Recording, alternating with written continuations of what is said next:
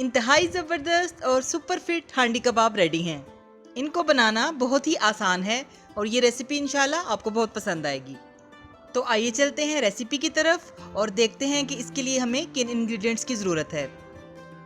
सबसे पहले हम कबाब तैयार करेंगे, तो पहले उसके इंग्रेडिएंट्स देख लेते हैं। कीमा आधा किलो, यहाँ पर मैंने बीफ का कीमा लिया है, आप चाहें तो मटन का भी यूज़ कर सकते हैं। कीमे का पानी अच्छी तरह से खुश्क कर लें। ब्रेड के स्लाइसिस 2 अदद जिनको मैंने चॉप कर लिया है। अंडा 1 अदद, ginger paste half teaspoon, garlic paste half teaspoon, green chilli paste 1 teaspoon, 2 tablespoon chopped onion, इसका पानी हम निकाल लेंगे। Salt half teaspoon, chilli flakes 1 teaspoon, काली मिर्च का पाउडर 1 टीस्पून, ज़ीरा पाउडर 1 टीस्पून, धनिया powder 1 teaspoon, chaat masala half tea spoon.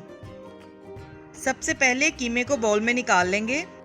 कीमे को मैंने चॉपर में बारीक पीस लिया है और इसका पानी अच्छी तरह से खुश्क कर लिया है। कोशिश कीजिए कि गोश्त को धोने के बाद तब भी कीमा बनाइएगा और कीमा करने के बाद इसको धोने की ज़रूरत नहीं, क्योंकि हमें इसमें पानी बिल्कुल भी नहीं चाहिए। अब इसमें अंडा, अदरक, लहसुन, सब्ज़ मिर्च का पेस्ट, ब्रेड क्रम्स और तमाम स्पाइसेस डालकर हम इसको अच्छी तरह से मिक्स कर लेंगे और इसके साथ ही वो प्याज भी ऐड कर देंगे जो हमने 2 टेबलस्पून चॉप करके रखी है। लेकिन इससे पहले हम इसका पानी स्क्वीज़ कर लेंगे अच्छी तरह से। प्याज को इस तरह से उंगलियों पर रखकर उसका पानी हम निचोड़ लेंगे। कोशिश कीजिएगा कि इसमें पानी बिल्कुल भी ना रहे। इसी तरह से प्रेस करके हम सारा पानी निकाल लेंगे और इस प्याज को भी हम कीमे में शामिल कर देंगे। ये देखिए कितना पानी इसमें से निकला है। अब हम इस सारे मटेरियल को अच्छी तरह से मिक्स कर लेंगे। अगर आप चाहें तो ये मिक्सिंग चॉपर में भी कर सकते हैं। इसको हम 10 मिनट तक अच्छी तरह से मिक्स करेंगे और हाथ की हथेलियों से अच्छी तरह से मसल लेंगे ताकि सारे मसाले अच्छी तरह से मिक्स हो जाएं। तो मिक्सिंग के बाद मैं आपको दिखाती हूँ। जी, तमाम मसाले कीमे में अच्छी तरह से मिक्स हो चुके हैं और आप ये देखिए इसका टेक्सचर कुछ इस तरह से है। अब हम इसके कबाब बना लेते हैं। मैंने एक स्ट्रॉ लिया है और अपने पास पानी रख लिया है। हाथ की हथेली पर थोड़ा सा पानी लगाएंगे और जितने साइज़ के हमने कबाब बनाने हैं उतना हम कीमा ले लेंगे और उसको अच्छी तरह से दबा के उसका बॉल बनाएंगे और फिर हम कबाब तैयार कर लेंगे। तो आप देखिए कि मैं किस तरह से ये कबाब तैयार करती हूँ। कीमे के अंदर बाइंडिंग एजेंट्स पूरे हैं, इसलिए कबाबों के टूटने का सवाल ही पैदा नहीं होता। स्ट्रॉ के ऊपर कीमा लगाने के बाद हम इसको अच्छी तरह से सेट कर लेंगे ताकि कबाबों में कोई क्रैक भी ना बने। जी, तो देखिए माशाल्लाह से कितना ज़बरदस्त कबाब रेडी हो गया है। इसको अब हम स्ट्रॉ से उतार लेंगे। अगर आप चाहें तो स्ट्रॉ के बगैर भी कबाबों की शेप दे सकते हैं। इसी तरह से हम बाकी कबाब भी तैयार कर लेंगे। तो सारे कबाब तैयार करने के बाद फिर मैं आपको दिखाती हूँ। आप इस रेसिपी को ज़रूर ट्राई कीजिएगा, ये आपको इंशाल्लाह बहुत पसंद आएगी और मुझे कमेंट करके बताइएगा कि आपको ये रेसिपी कैसी लगी। मुझे आपकी फीडबैक का इंतज़ार रहेगा।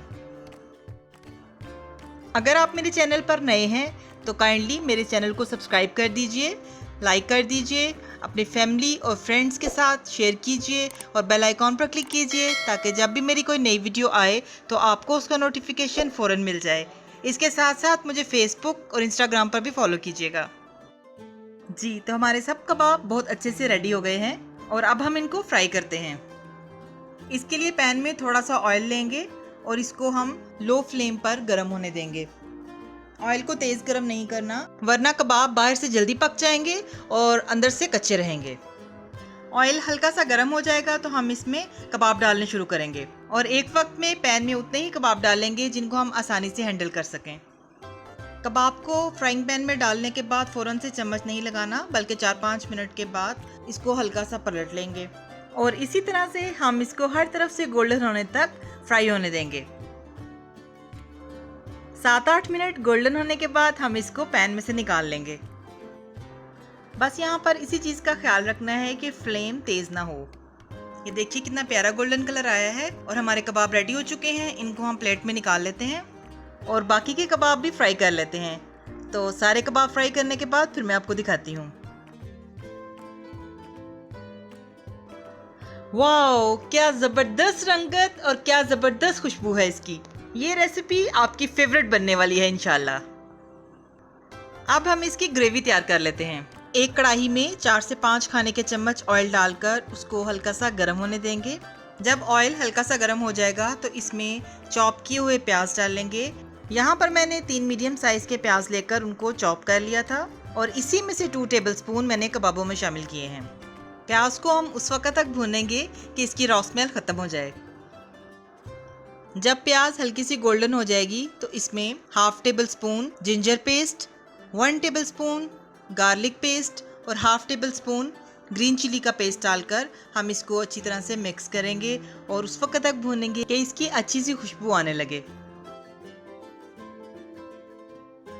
5 मिनट तक भूनने के बाद हम इसमें 4 टेबल स्पून पानी ऐड करेंगे और इसको लो फ्लेम पर भूनने देंगे। जब पानी खुश्क हो जाएगा तो फिर थोड़ा सा पानी ऐड करके हम मसाले को भून लेंगे। मसाला जितना अच्छा भुनेगा कबाब उतने ही मज़ेदार बनेंगे।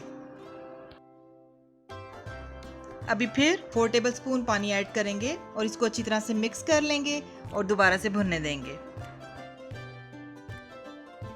जब ऑयल दोबारा सेपरेट हो जाएगा तो इसमें सॉल्ट ऐड करेंगे 1 टीस्पून और आप अपने टेस्ट के मुताबिक इसको कम या ज़्यादा कर सकते हैं।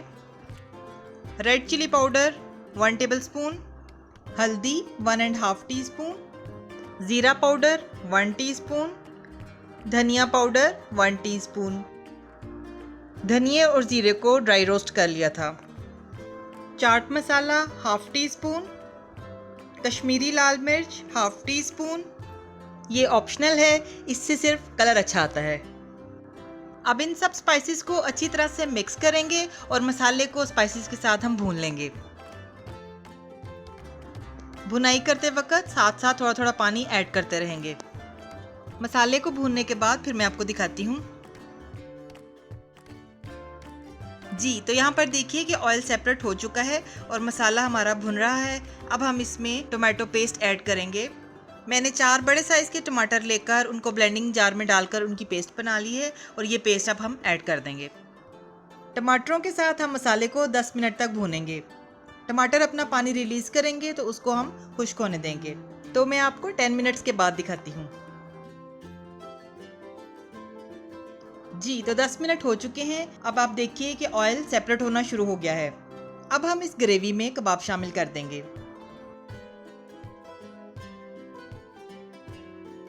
सारे कबाब शामिल करने के बाद इसको 5 मिनट तक भूनेंगे और फिर 5 से 7 मिनट के लिए लिड लगा देंगे।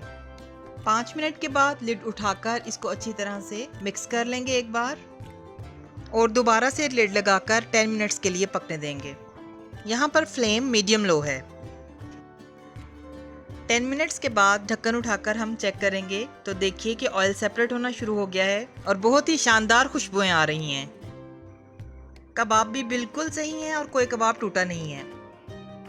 अब हम इस स्टेज पर 5 टेबल स्पून फेंटा हुआ दही ऐड करेंगे।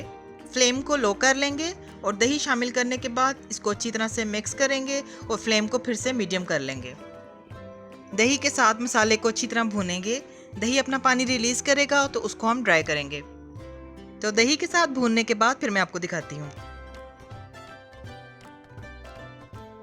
अब हम इसको लिड लगा देंगे और 5 मिनट्स के बाद देखते हैं।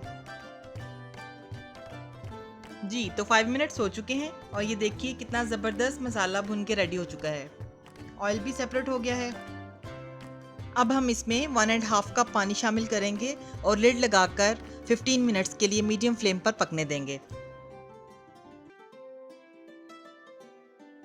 जी, तो 15 मिनट्स हो चुके हैं। अब हम लिड उठाकर चेक करेंगे कि हमारी हंडिया की क्या सूरत हाल है। जी, तो जनाब बहुत ज़बरदस्त खुशबुएं उठ रही हैं। ये आप बनाएंगे तो याद करेंगे कि कोई रेसिपी आपके साथ शेयर की थी। मसाला अच्छे से भुन चुका है और पानी भी खुश्क हो गया है। अब हम इसके ऊपर फ्रेश धनिया डालेंगे और अच्छी तरह से मिक्स कर लेंगे।